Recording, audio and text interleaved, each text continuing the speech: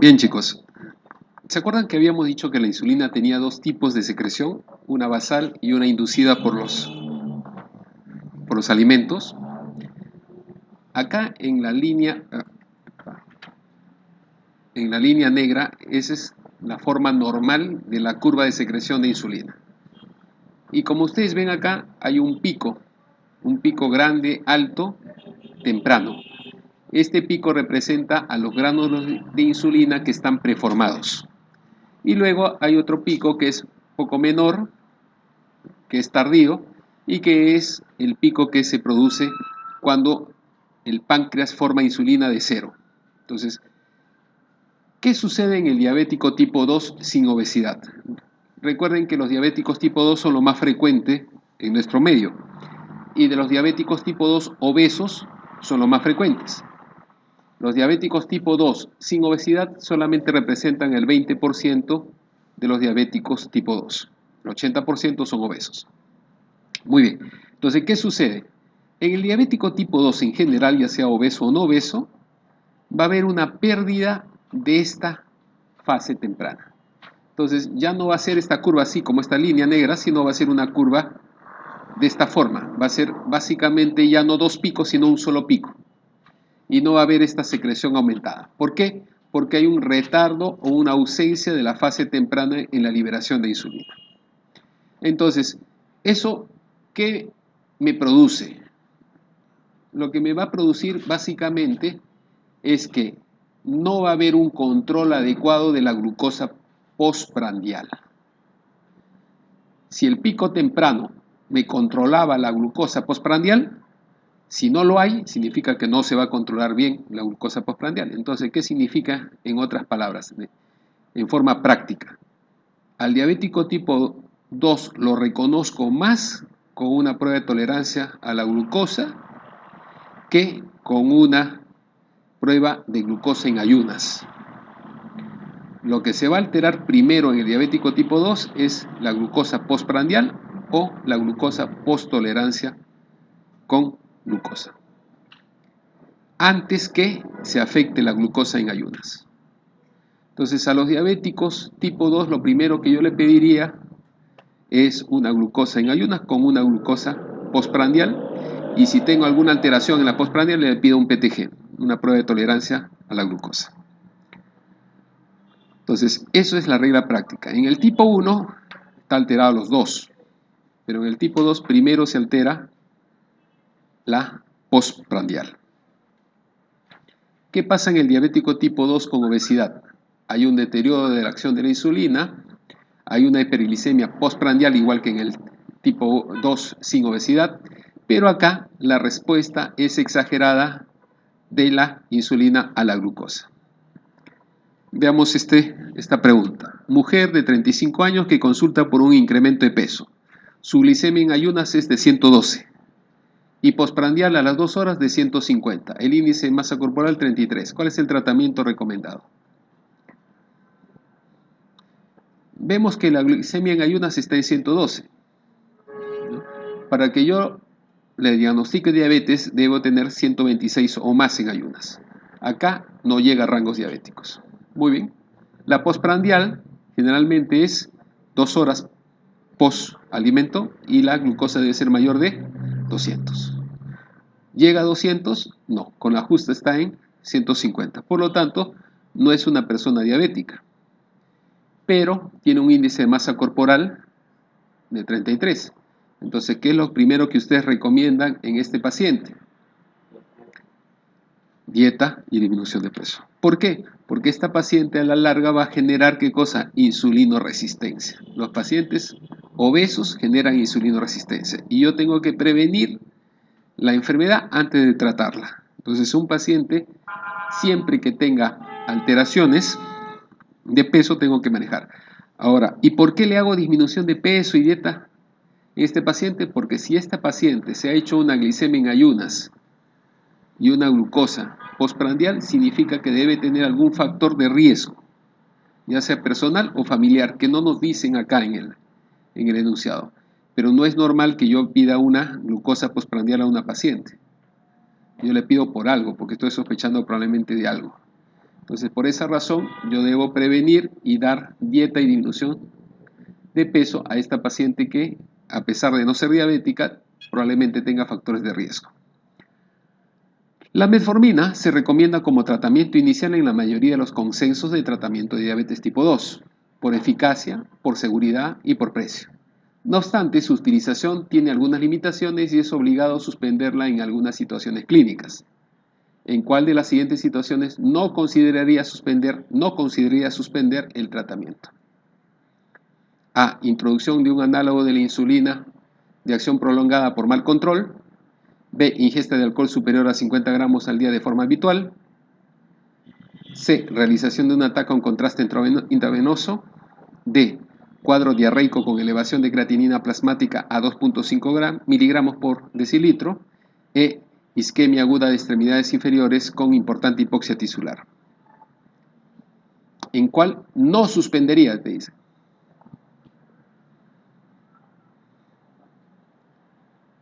Si yo le doy un análogo de la insulina, es decir, una insulina ultra rápida, ¿no?, o una insulina de acción prolongada, ¿suspenderé el uso de metformina?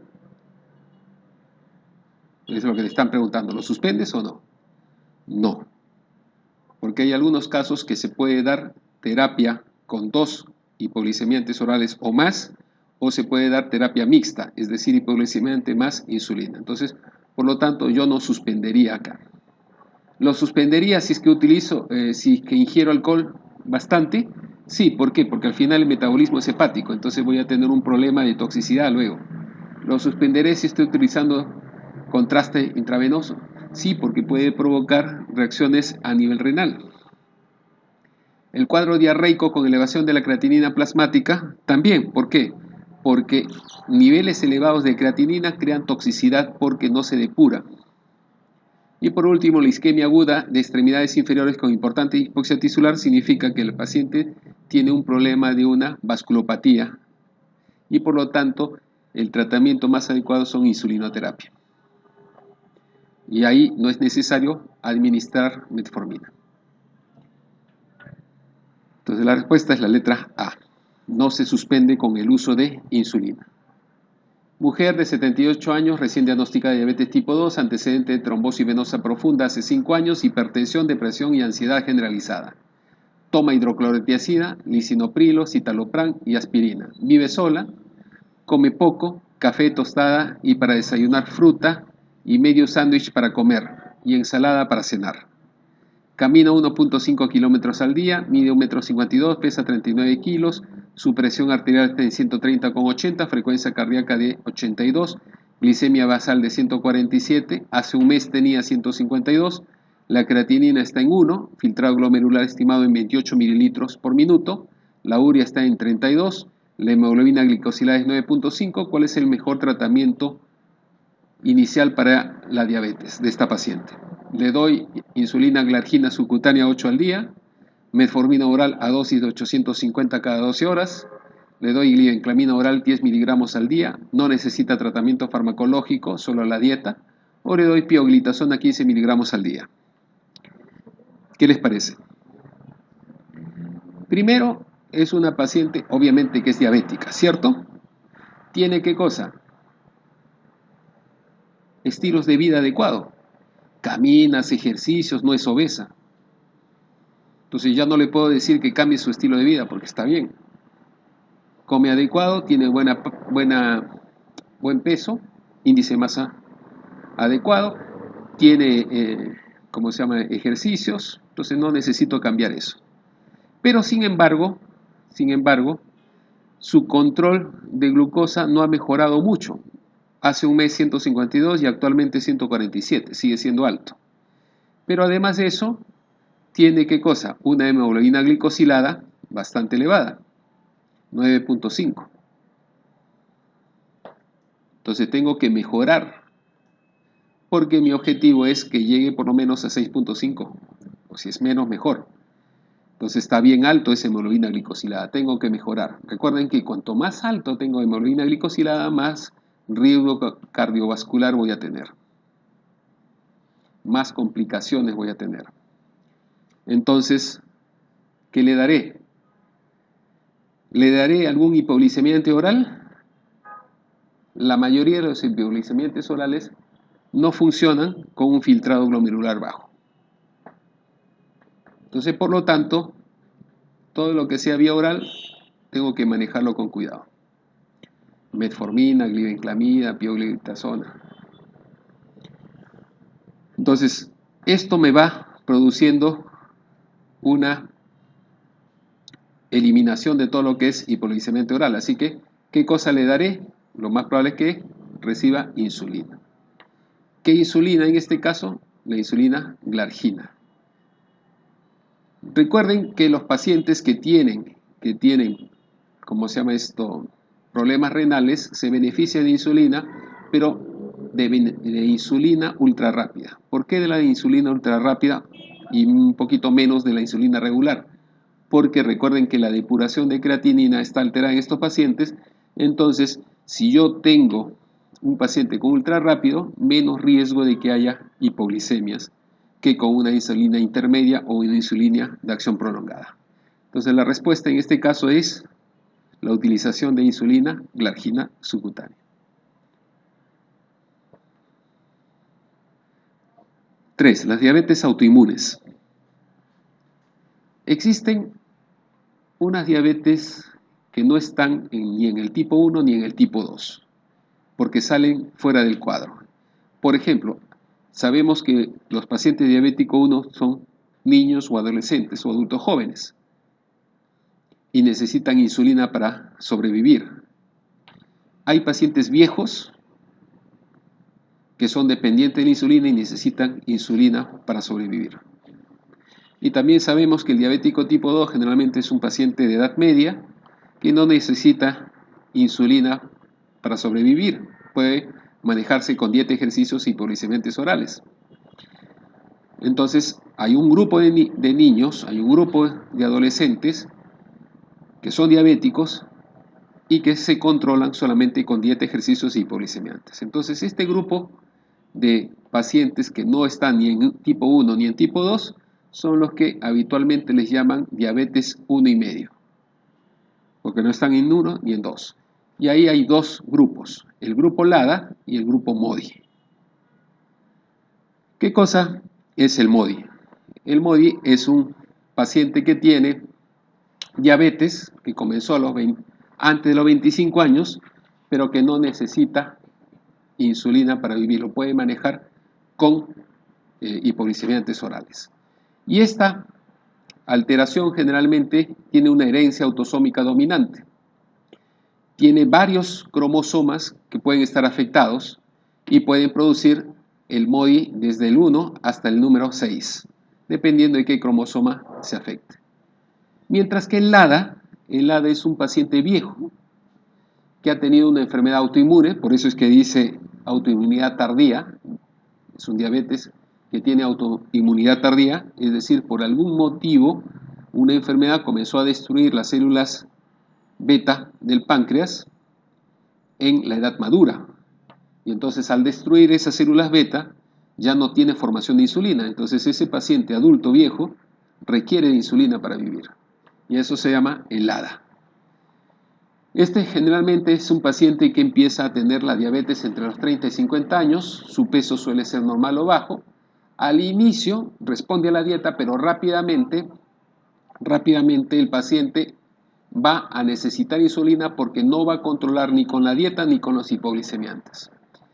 Va perdiendo peso, puede hacer cetoacidosis, el péptido C comienza a bajar porque ya no hay producción de insulina.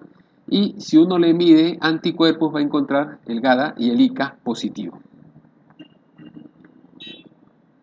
Entonces, en general, las diabetes autoinmunes destruyen las células beta, producen lesiones medianas por citotoxicidad celular, aparecen marcadores serológicos autoinmunes, tienen una fuerte asociación con el antígeno de histocompatibilidad mayor y pueden asociarse con otras enfermedades autoinmunes.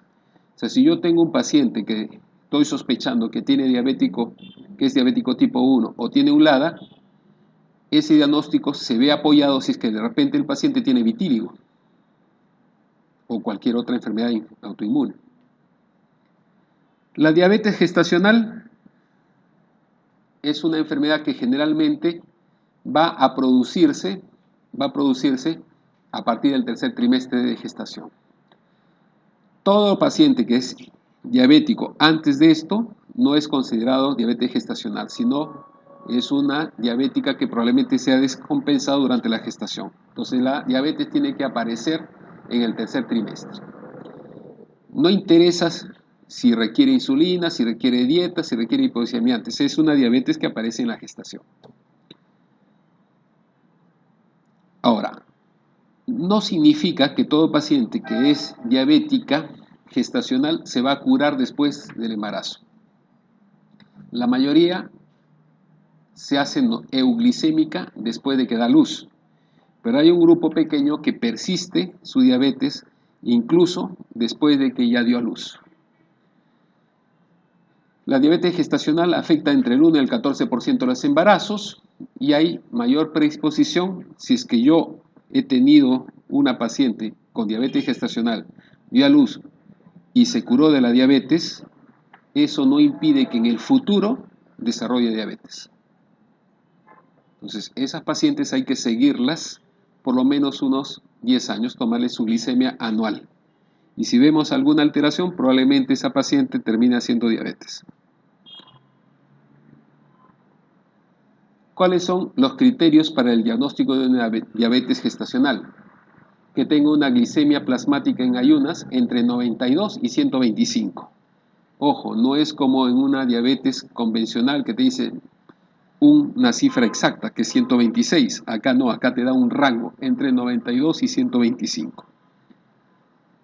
Que tengas un valor en la prueba de tolerancia oral a la glucosa en ayunas de 92, a los 60 minutos de 180 y a los 120 minutos de 153 o más.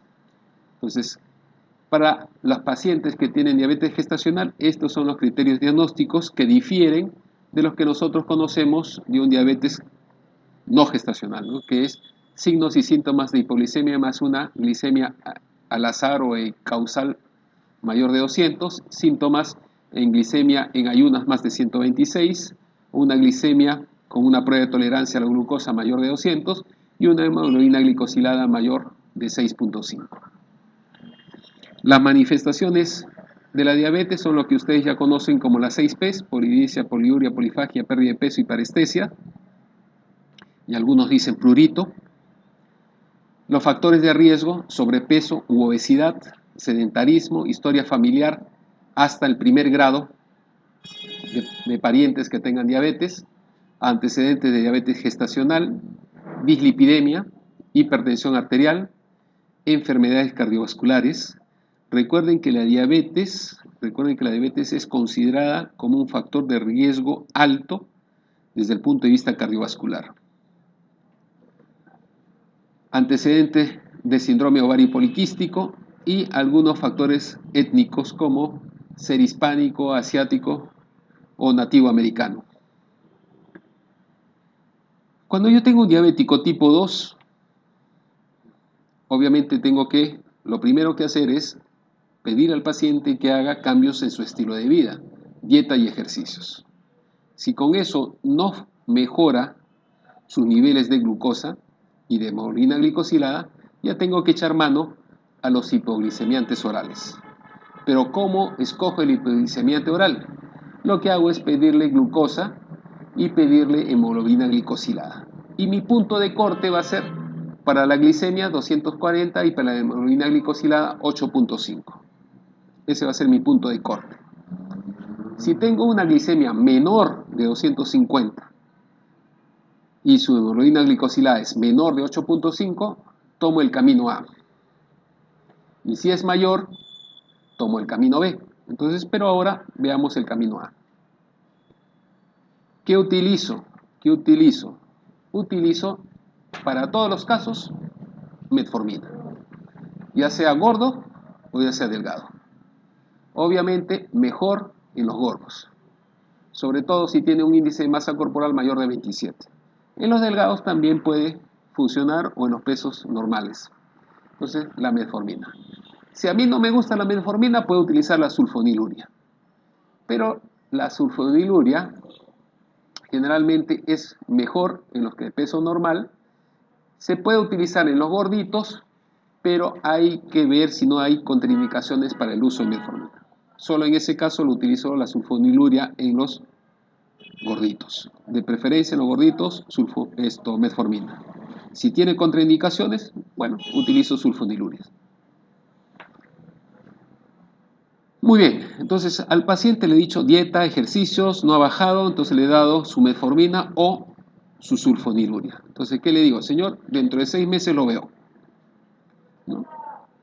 Obviamente, durante ese tiempo el paciente tiene que tomar su medicamento y no debe haber ninguna descompensación seria, ¿no?, que amerite su hospitalización o su manejo agresivo.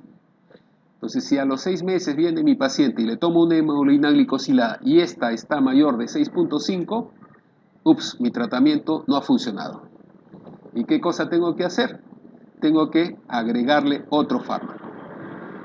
Entonces, digo que ha habido un fracaso de la monoterapia. Entonces tengo que utilizar 2 fármacos. Supongamos que empecé mi paciente a darle metformina. Al inicio le di metformina. Entonces, ¿qué hago? Si le he dado metformina, puedo agregarle una sulfoniluria.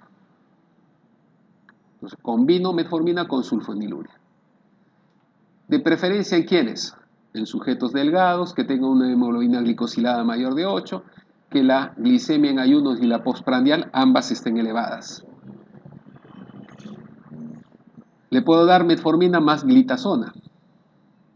¿En quiénes? Aquellos que tienen sobre todo una gran cintura, una obesidad importante o que tienen esteatosis hepática. O por último le puedo dar una metformina asociada a una gliptina, sobre todo en aquellos que tienen glicemia postprandial elevada. La glicemia en ayunas no está tan elevada, pero la postprandial sí, y la hemoglobina glicosilada es menos de 7.5 y es un paciente que tiene sobrepeso. Supongamos que yo no empecé con metformina. De repente no me gustó la metformina o de repente era un sujeto delgado y empecé con sulfoniluria. ¿Qué hago si el paciente empezó con sulfoniluria? Le puedo dar glitazona, le puedo dar acarbosa o le puedo dar gliptina. ¿De acuerdo? Recuerden que al inicio dijimos, o le doy metformina o le doy sulfoniluria. Entonces, en este caso es que yo haya empezado con sulfonilurias. Muy bien, entonces, ¿qué hago? Me espero, ya no 6 meses, sino me espero 3 meses. ¿Y qué hago? Si yo tengo un paciente que ha estado utilizando metformina y sulfonilurias, ¿qué hago entonces? Le agrego un tercer fármaco. ¿Cuál es ese tercer fármaco? Las glitazonas. Entonces le doy metformina, sulfonilurias y glitazona. De repente yo no quiero dar glitazona, le agrego un análogo de la GLP-1. O por último, le doy insulinoterapia. Puedo optar por cualquiera de estas 3 opciones si es que mi terapia con 2 fármacos fracasó.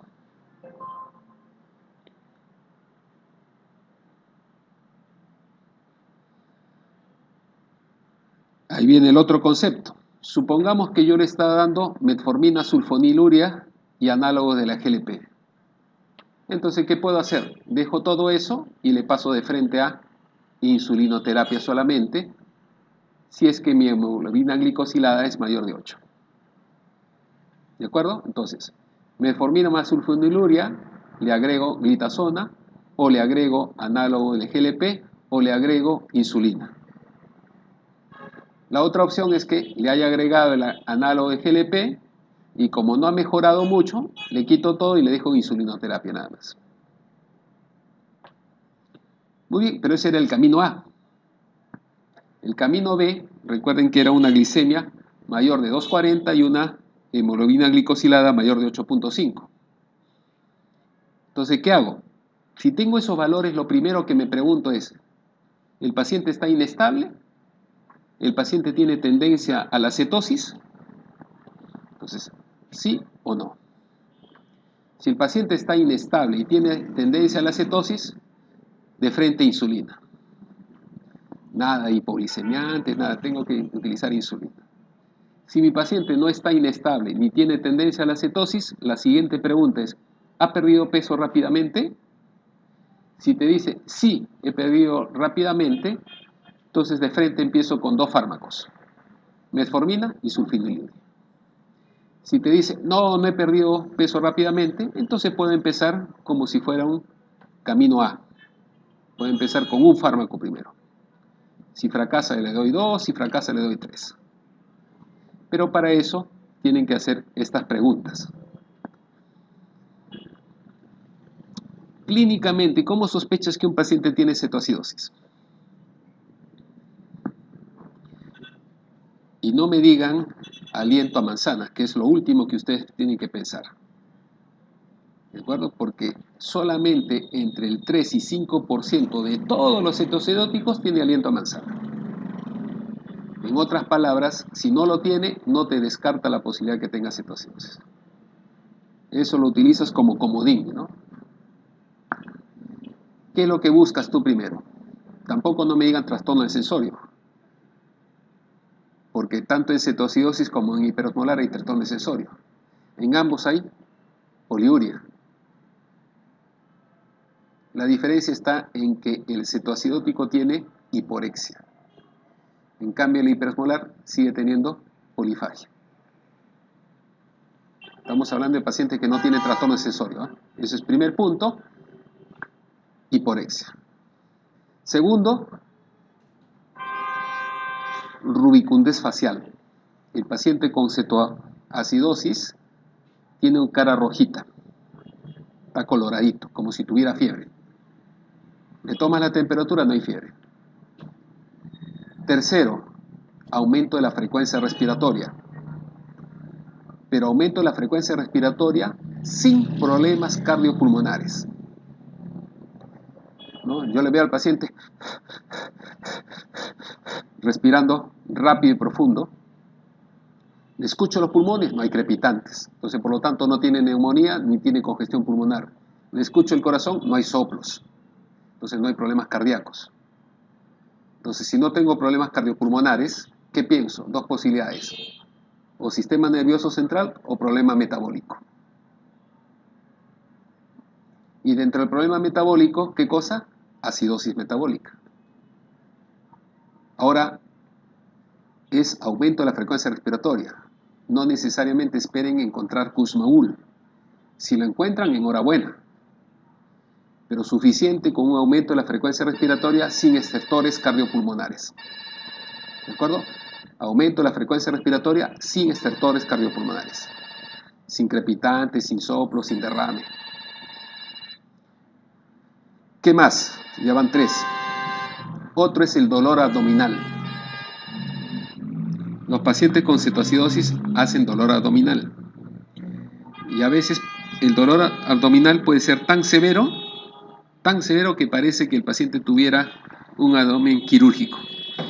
Y en algunas ocasiones los pacientes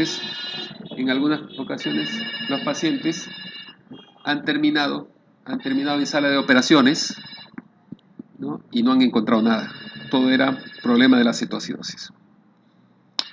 Entonces, esas cosas tengo que preguntar para ver si hay tendencia a la cetosis.